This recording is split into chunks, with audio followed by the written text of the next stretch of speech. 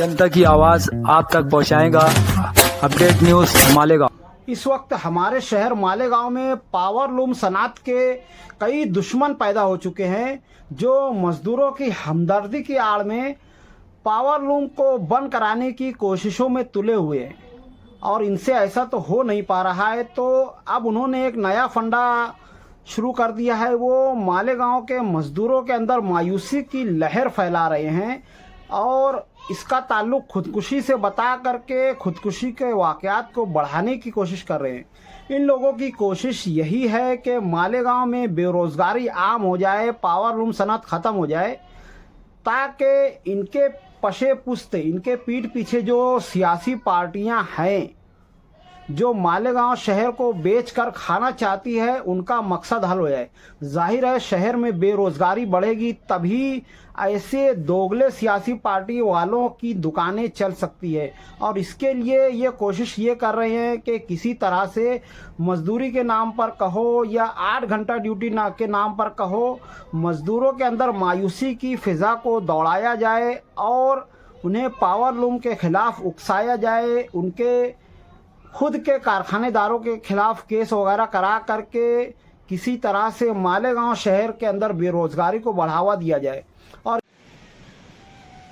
अस्सलाम वालेकुम दोस्तों, साथियों, बुजुर्गों, मालेगांव शहर के तमाम मजदूर भाइयों, कुछ दिनों से हम खामोश थे। उसकी असल वजह ये थी कि मेरे वालिद साहब की तबीयत ज़्यादा ख़राब थी और 10 मुहर्रम को उनका इंतकाल हुआ।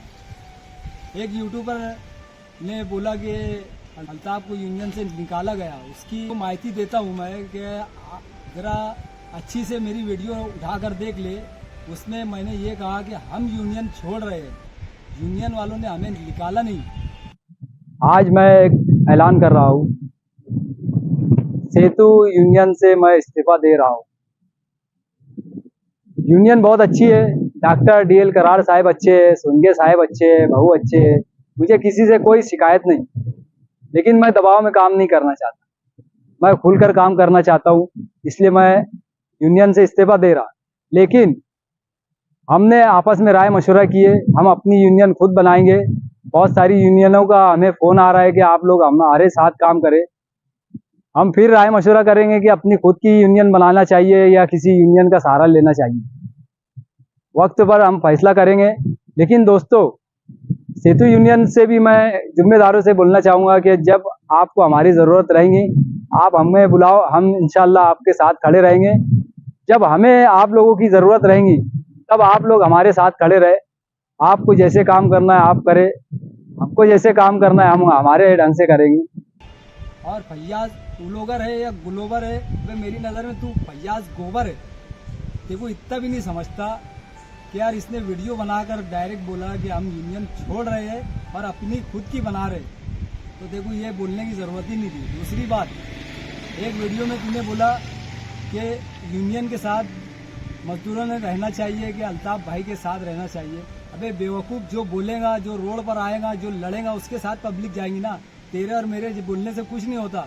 पब्लिक को भी समझता है कि कौन बोल रहा है और कौन नहीं। जो सेठों के दबे रहते हैं वो सेठ के खिलाफ नहीं बोलेगी। यूनियन छोड़ने की एक छोटी सी मिसाल दे रहा मैं। मुझको बोलते थे तू यूनियन मजदूरों के लिए हुकूमत से लड़, सेठ की इंक्वायरी का मत बोल, चौकसी का मत बोल, भान काम परमिशन का मत बोल। अबे भैया, जे सेठ से लड़ रहे तो सेठ के खिलाफ बोलना पड़ेगा। है तेरे में हिम्मत तो जरा जाकर पूछ के बता कितने सेठ के पास परमिशन है, कितने ने भान काम परमिशन लिया, कितनों के पास कितना लूम परमिट है, कितने सेठ के कितने लूम है, कितनी प्रॉपर्टी। जरा तेरे चैनल पे बता के बता। अबे तू चम्मच है या सेठ का बिकाऊ आदमी दिखता मेरे को? तू समझा फैयाज गोबर, तू बिकाऊ दिखता मेरे को। जरा हमारे बारे में मालूमात ले ले। पूरे शहर में वाहिद हमारा ग्रुप है जो सेठों के खिलाफ डंके की चोट पे बोल रहे। नहीं तो पूरे शहर में बताना कौन बोलता है ऐसा। मजदूर भाइयों, ऐसे बहुत लोग आएंगे और घर जाएंगे। कुछ ऐसे लोग भी आएंगे जो हमारी टांग खींचने के चक्कर में हमेशा पड़े रहेंगे, जो मीर सादिक और मीर जाफर की औलाद है, जो मीर सादिक और मीर जाफर की औलाद है। ऐसे लोग बहुत आएंगे जो हमारी टांग खींचने की कोशिश करेंगे। इनमें अगर हिम्मत है तो जरा रोड पर आके सेठों के खिलाफ बोल कर बताओ, इंक्वायरी का बोल कर बताओ, जैसे हम बोल रहे। हमारे चक्कर में मत पड़ो, अपनी दुकान अलग लगाओ। और यूनियन के खिलाफ हम नहीं है, यूनियन बहुत अच्छी है, लेकिन कुछ लोगों के खिलाफ ज़रूर है हम, और रहेंगे भी। जो ऐसे लोग हैं जो चम्मचगिरी करते, सेठ को अरे चचा, अरे भैया तुम क्यों आए यहाँ तक, ऐसे बोलने वालों के खिलाफ भी रहेंगे हम। और मजदूर भाइयों, ये हमारे खिलाफ व्हाट्सएप पे बोल रहे, अगर हमने बोलना शुरू करें ना तो इनकी नानी जवान हो जाएंगी, याद रखना। हमने अगर मुंह खोला ना तो समझ लेना इनको भागने रास्ते नहीं मिलेंगे। ये जो बोल रहे ना हमारे खिलाफ, उनके खिलाफ बोल रहा मैं। और कुछ लोगों के खिलाफ फिर अब मैं जलसे में बताऊंगा कि यार छोड़ने की वजह क्या थी और हमारे साथ क्या क्या हुआ, वो सब फिर डिटेल जलसे में बता दूंगा मैं। डरता नहीं मैं किसी के बात से, जो बोलने का है डायरेक्ट बोलता, फिर याद रखना। और भैयास गोबर, जरा तेरे में हिम्मत है तो सेठों की भी न्यूज़ बना, उनके पास भी जाके पूछ, लीडरों के खिलाफ बोल। जरा सी एक लीडर के खिलाफ बोला था तो 4 महीने चैनल बंद करके खामोश घर पे बैठ गया था। गरीब के पीछे मत पड़, कोई अमीर के पीछे पड़ और उनका राज ओपन कर, जैसे हम कर रहे। भाई हिम्मत तो आगे की वीडियो हम आगे बना कर बोलेंगे फिर, और क्या बोलना है। 8 घंटा ड्यूटी करवाने के पीछे मजदूरों का फ्यूचर है, मजदूरों का भविष्य है, मजदूरों की तरक्की है।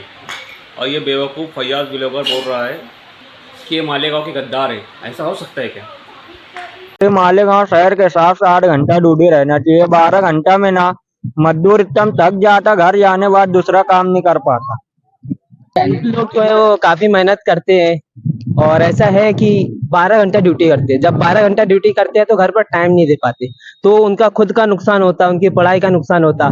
जिनकी बीवी वो उसके ऊपर ध्यान नहीं दे पाते, और जो बच्चे उनकी पढ़ाई पर, तरबियत पर ध्यान नहीं दे पाते, जिसको वजह से मालेगांव अभी तक पिछड़ा हुआ है।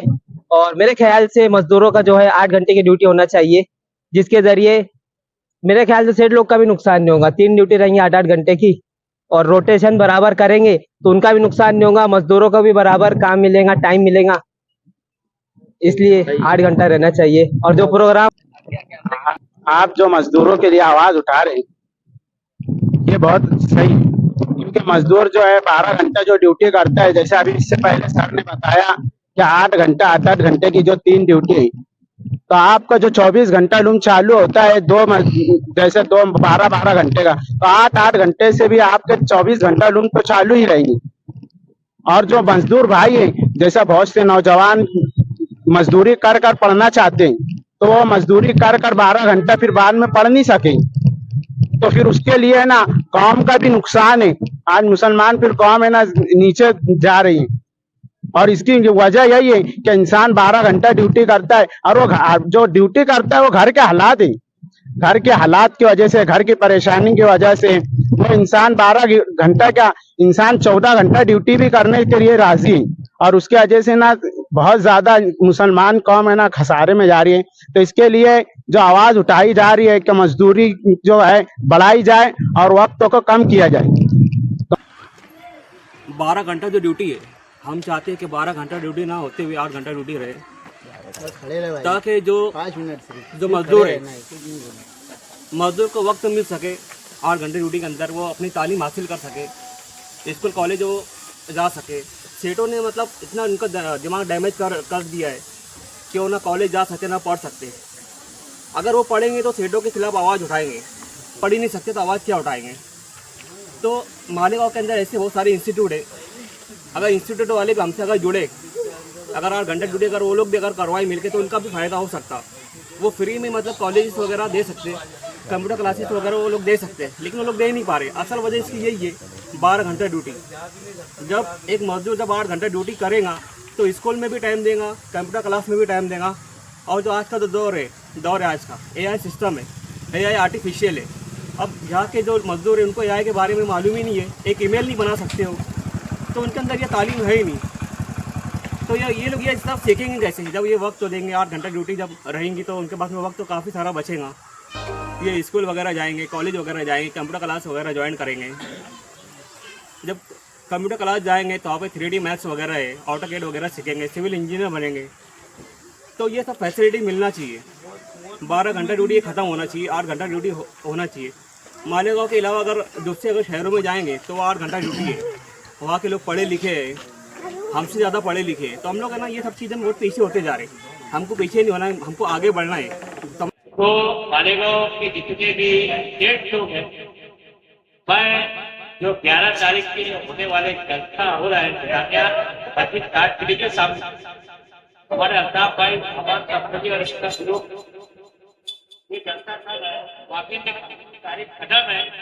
तो ऐसे स्टेट लोगों से गुजारिश करूंगा तो मजदूर मत रखना,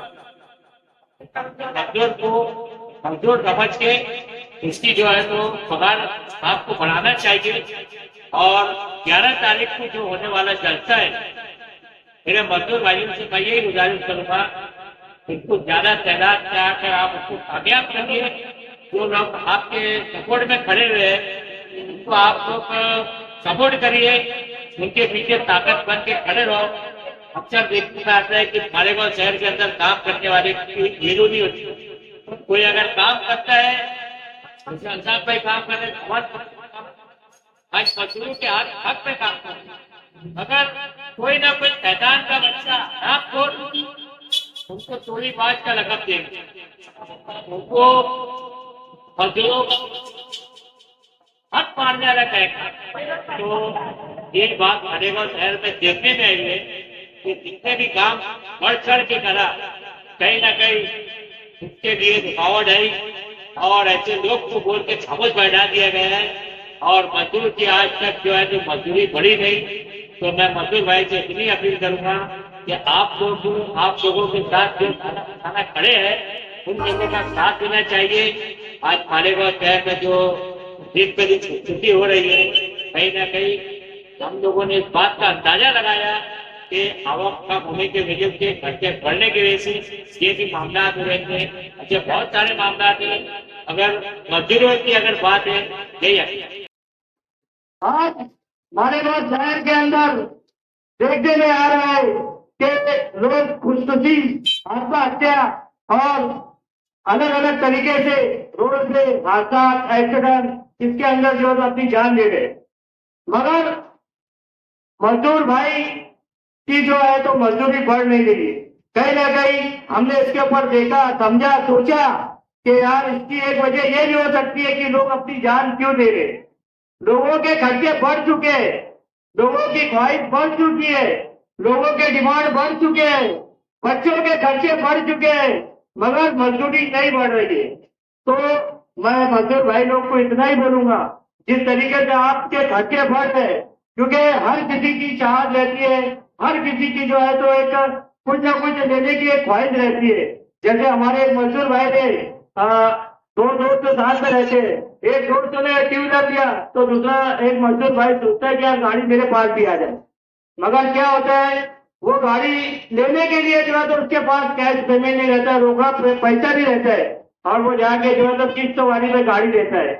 और गाड़ी लेने के बाद में जो है तो उसके ऊपर लोड बढ़ते जाता है, क्योंकि आवक नहीं रहती, कमाई नहीं रहती, मजदूरी बढ़ती नहीं होती। तो वो मुसीबतों में गिरफ्तार होते जाता है कि यार गाड़ी ले लिया, मोबाइल ले लिया, किस्त वाली पे, बजाज कार्ड पे, और उसके हफ्ते भर के थक गया। फिर आखिरी में उसके पास ये ऑप्शन रहता है, जब देने के लिए सारे रास्ते बंद हो जाते हैं तो वो फिर जाता है अपनी जान देने के रास्ते।